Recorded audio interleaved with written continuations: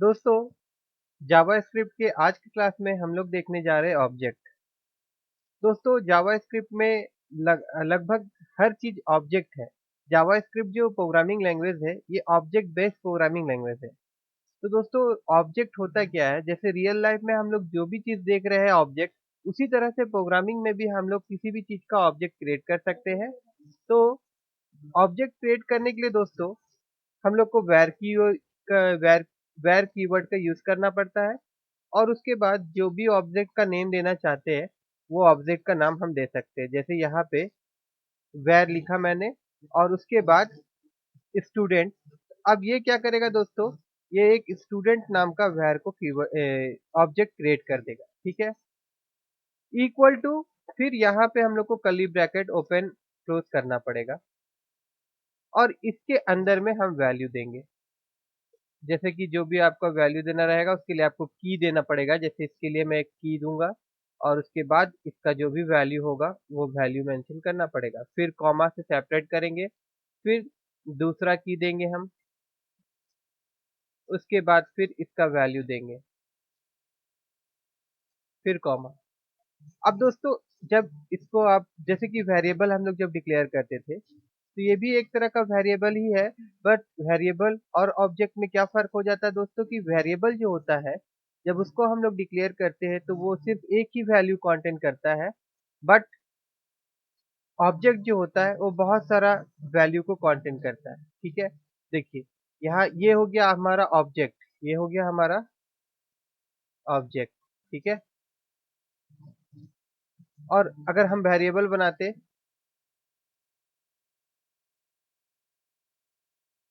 तो हम वेरिएबल को किस तरह से डिक्लेयर करते थे? हम लोग वेरिएबल को वैर कीवर्ड लिखते थे, और उसके बाद जो भी हम लोग को वेरिएबल का नाम देना रहता था, वो नाम दे देते थे। जैसे कि मैं यहाँ पे मार्क लिख देता हूँ, सोचिए वेरिएबल का नाम हो गया। ठीक है ना, और इक्वल टू जो भी वैल्यू यहाँ पे पुट अप करना रहता था, हम लोग को यहाँ पे वो वैल्यू दे देते थे। अब जब वेरिएबल को डिक्लेयर डिस्प्ले करवाना रहता था या कॉल करना रहता था, तो हम लोग कैसे लिखते थे? तो हम लोग को सिंपली जो भी वेरिएबल का नाम होता था, जैसे मार्क, तो ये हम लोग लिखने से उसका वो वैल्यू डिस्प्ले हो जाता था। ठीक है, डॉक्यूमेंट डॉट राइट फंक्शन में इसको अगर हम लोग मार्क लिख देंगे, तो ये मार्क डिस्प्ले हो जाएगा। बट ऑब्जेक्ट जो है, ऑब्जेक्ट के लिए क्या करना पड़ेगा? जो ऑब्जेक्ट का नाम है, जैसे कि स्टूडेंट, ये एक ऑब्जेक्ट का नाम है। ठीक है, उसके बाद हम लोग को डॉट लिखना पड़ेगा, और उसके बाद में जो भी इसका की नाम है वो लिखना पड़ेगा। ठीक है, तो दोस्तों, यहाँ पे ये सारा चीज जो हम डिक्लेयर कर रहे हैं, ये जो हम लोग वैल्यू दे रहे हैं, ये सारा चीज जो वैल्यू दे रहे हैं, ये क्या कहलाएगा? ये इस ऑब्जेक्ट का प्रॉपर्टी कहलाएगा। इस ऑब्जेक्ट का ये प्रॉपर्टीज कहलाएगा। ठीक है, और एक खास बात यह है दोस्तों, कि ऑब्जेक्ट में हम लोग मेथड भी यूज कर सकते हैं। मेथड मतलब फंक्शन। ऑब्जेक्ट के अंदर में हम लोग फंक्शन भी क्रिएट कर सकते हैं। जैसे यहाँ पे मैं एक ऑब्जेक्ट क्रिएट करता हूँ, वेर स्टूडेंट, उसके बाद इक्वल टू, और कर्ली ब्रैकेट के अंदर में मैं यहाँ लिखता हूँ नेम। नेम, उसके बाद जो भी नाम होगा वो वैल्यू मैं यहाँ पे पुट अप कर देता हूँ, फिर कॉमा, उसके बाद रोल नंबर, और यहाँ पे जो भी उसका रोल नंबर होगा वो हम लोग दे दिए, फिर कॉमा। अब यहाँ पे ये दोनों को एक साथ हम लोग प्रिंट करवाना चाहते हैं। ठीक है, तो यहाँ पे मैं लिख देता हूँ डिटेल, और फिर इस टू, और उसके बाद यहाँ पे एक फंक्शन क्रिएट कर देंगे हम लोग। फंक्शन ओपन क्लोज, और फिर कर्ली ब्रैकेट ओपन होगा, और यहाँ पे रिटर्न,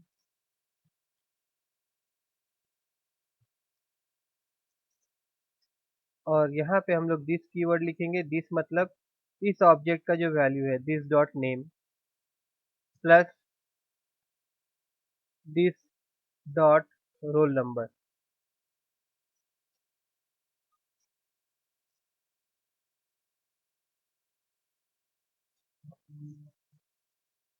देखिए, इस प्रकार से हम लोग लिख सकते हैं। चलिए अब इसी को हम लोग करके देखते हैं। जैसे यहाँ पे मैंने सिर्फ स्क्रिप्ट लिखा है। अब यहाँ पे मैं एक ऑब्जेक्ट क्रिएट करूंगा, var स्टूडेंट नाम से, STUDENT स्टूडेंट। ठीक है। उसके बाद इक्वल टू और कर्ली ब्रैकेट। उसके बाद में फिर यहाँ पे मैं लिखूंगा नेम, NAME नेम, और इसका वैल्यू मैं यहाँ दे दूंगा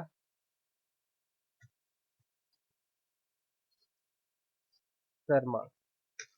उसके बाद मैं यहाँ पे सब्जेक्ट लेना चाहता हूँ, हिंदी, इसमें मैं कुछ मार्क दे दूंगा। उसके बाद मैथ, इसमें मैं कुछ मार्क दे दूंगा। उसके बाद फिर इंग्लिश,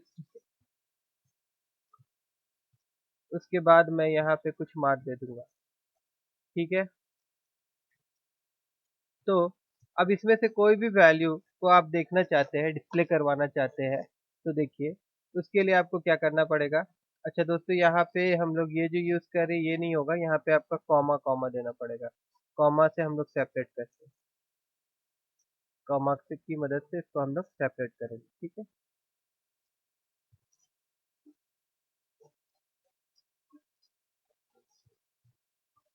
अभी यहाँ पे मैं document dot right, document dot right function जो हम लोग पहले देखे थे कि ये प्रिंट करवाने का काम आता है। और यहाँ पे जैसे मुझे हिंदी का वैल्यू देखना है, तो उसके लिए मुझे क्या लिखना पड़ेगा, ऑब्जेक्ट का नाम और फिर डॉट ऑपरेटर, और उसके बाद में जो हम लोग वहाँ पे दिए हैं कीवर्ड हिंदी। अभी यहाँ पे देखिए, इसको अगर हम रन करेंगे तो ये हिंदी का वैल्यू दिखाएगा। देखिए यहाँ पे ये 45 दिखा रहा है।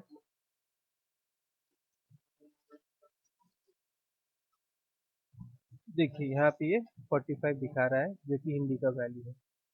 उसी प्रकार से जो भी वैल्यू हम लोग को देखना रहता है, तो हम लोग क्या करते हैं कि ऑब्जेक्ट का नाम और उसके बाद में यहाँ पे जो उसका की का नाम दिए रहते हैं, जैसे मैथ, तो ये मैथ का वैल्यू दिखाएगा। देखिए। ठीक है। यहाँ पे मैं br टैग दे देता हूँ ताकि ये दूसरा लाइन में आए।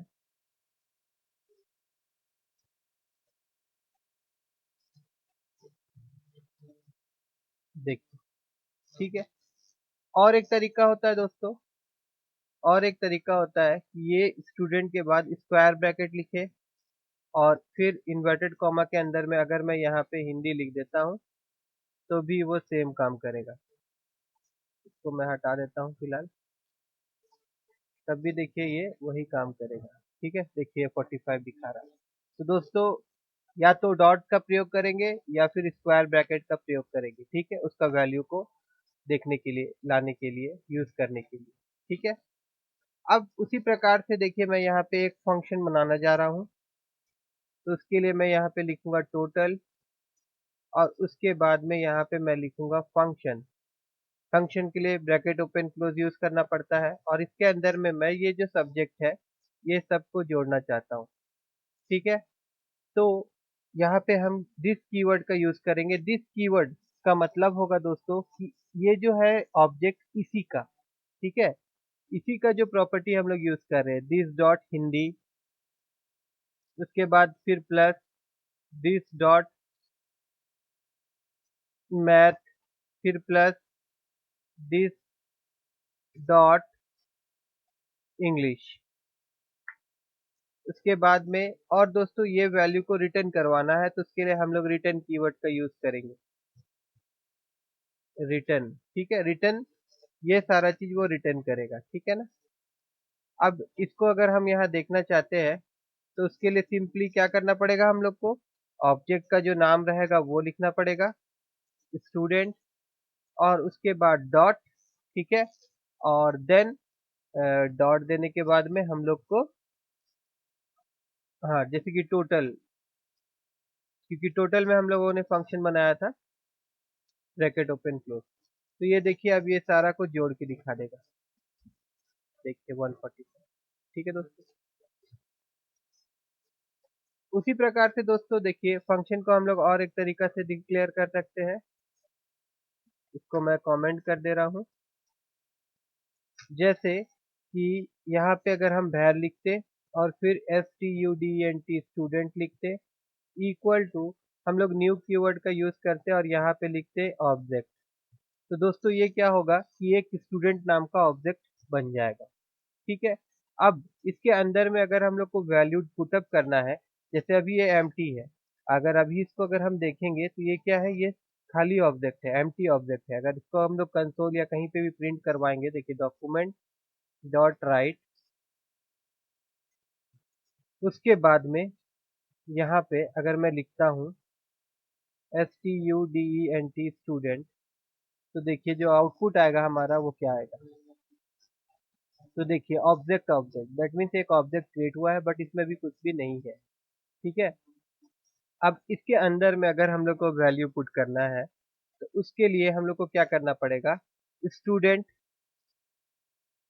डॉट, उसके बाद जो भी प्रॉपर्टी का नाम होगा वो देंगे, उसके बाद हम यहाँ पे नाम लिखेंगे सचिन। ठीक है। उसी प्रकार से और भी अगर आप कुछ देखना चाहते हैं तो देख सकते हैं। अब यहाँ पे उसको अगर देखना चाहते हैं प्रिंट, तो सेम उसी तरीका से यहाँ पे हम लोग को क्या लिखना पड़ेगा, नेम। तो देखिए यहाँ पे अभी क्या दिखाएगा, student dot name, new object object student dot name. अच्छा दोस्तों यहाँ इक्वल टू होगा, ठीक है, यहाँ पे इस टू नहीं होगा, यहाँ पे इक्वल टू होगा। तो देखिए ये सचिन आपको डिस्प्ले करेगा। ठीक है दोस्तों, ऑब्जेक्ट का बारे में आज की क्लास में हम लोग इतने ही देखेंगे। उसके बाद हम लोग मिलते हैं नेक्स्ट क्लास में। अगर ये वीडियो आप लोगों को अच्छा लगा हो तो प्लीज़ लाइक करिएगा और मेरे चैनल को सब्सक्राइब करिए।